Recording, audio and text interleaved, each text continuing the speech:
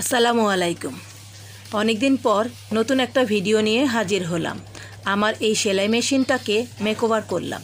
কেমন হয়েছে জানাবেন। কিন্তু অনেক দিন আগে রান্নাঘরের জন্য আমি এই রেক্সিনটা কিনেছিলাম।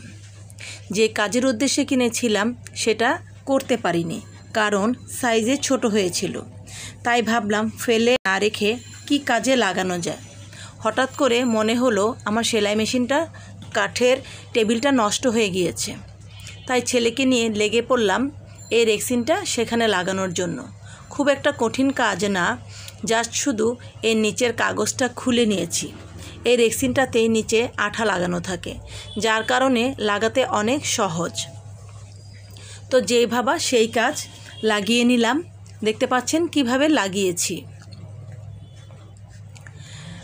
এটা দারাজ থেকে আমি কিনেছিলাম 1.5 থেকে 200 টাকা দিয়ে।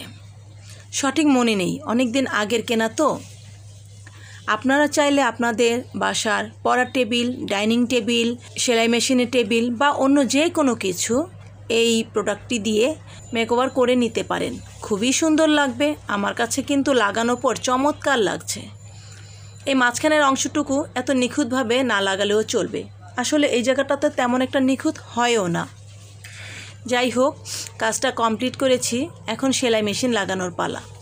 সেলাই মেশিন লাগানোর পর কত যে চমৎকার লাগছে তা আর কি বলবো। আপনারা ভিডিওতে কতটুকু বুঝতে পারছেন আমি জানি না, তবে আমার কিন্তু সেই রকম ভালো লাগছে। এখন আমি কাজ করতে গেলেও আমার অনেক ভালো লাগে।